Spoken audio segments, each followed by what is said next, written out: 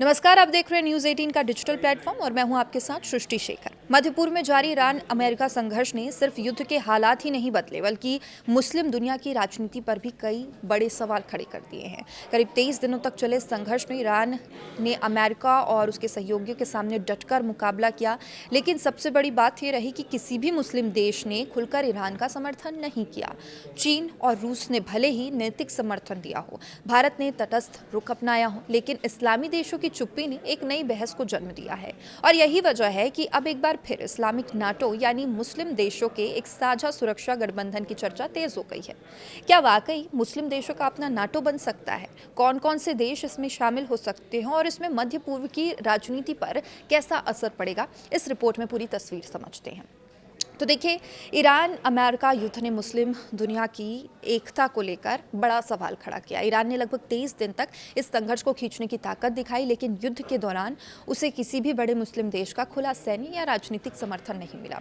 हालांकि चीन और रूस ने ईरान के पक्ष में नैतिक समर्थन जरूर जताया, लेकिन मुस्लिम देशों की चुप्पी ने ईरान को कूटनीतिक रूप से काफ़ी हद तक अकेला कर दिया। यही वजह मानी जा रही है कि अब कई देशों के बीच साझा सुरक्षा ढांचे की ज़रूरत पर चर्चा शुरू हो गई है। रियाद में अहम बैठक हुई है। एक इस दिशा में पहला बड़ा कदम तब देखने को मिला जब तुर्की, सऊदी अरब, मिस्र और पाकिस्तान के विदेश मंत्रियों की बैठक रियाद से हुई।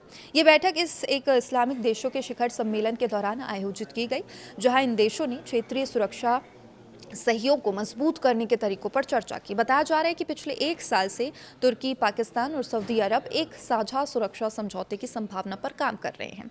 तुर्की की कोशिश है कि इस समूह को और मजबूत बनाने के लिए मिस्र को भी इसमें शामिल किया जाए। तो देखिए, इस्लामिक नाटो आखिर होगा क्या? तो विशेषज्ञों का कहना है कि ये गठबंधन पश्चिमी देशों के नाटो जैसे औपचारिक सैन्य संगठन नहीं होगा, लेकिन इसे एक ऐसे मंच के रूप में देखा जा सकता है जहां पर मुस्लिम देश रक्षा और सुरक्षा के मामलों में एक दूसरे का सहयोग कर सकें। पाकिस्तान के लिए ये पहल खास तौर पर अहम मानी जा रही है। विश्लेषकों का कहना है कि हाल के सैन्य तनाव और क्षेत्रीय सुरक्षा चुनौतियों के बाद पाकिस्तान ऐसी व्यवस्था चाहता है जिसमें संकट की स्थिति में उसे सहयोग और सुरक्षा का भरोसा मिल सके। तो देखिए, इसमें तुर्की का भी बड़ा रोल है। इस संभावित गठबंधन में तुर्की खुद को एक अहम नेतृत्वकारी भूमिका में देख रहा है। तुर्की ने पिछले कुछ वर्षों में अपने रक्षा उद्योग को तेजी से मजबूत किया है। ड्रोन तकनीक, मिसाइल सिस्टम, आधुनिक हथियारों के क्षेत्र में तुर्की ने उल्लेखनीय प्रगति भी की है। तो तुर्की के विदेश मंत्री हाकान फिदान ने कहा कि इन देशों को अपनी ताकत को मिलाकर क्षेत्रीय समस्याओं का समाधान खुद निकालना चाहिए। उनका कहना है बाहरी शक्तियों के बजाय क्षेत्र के देश खुद अपने फैसले ले, और यही इस पहल का मुख्य उद्देश्य है।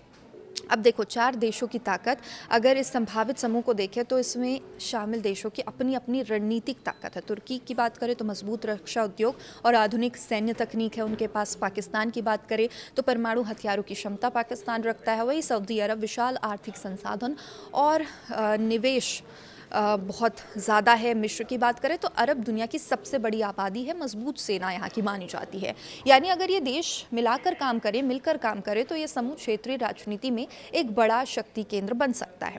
तुर्की मिस्र सैन्य सहयोग की अगर बात करें तो हाल ही में तुर्की और मिस्र के बीच सैन्य सहयोग भी बढ़ा है। फरवरी में दोनों देशों के बीच लगभग $350 मिलियन का रक्षा समझौता हुआ, जिसमें गोला बारूद की आपूर्ति और मिस्र में उत्पादन इकाइयों की स्थापना भी शामिल है।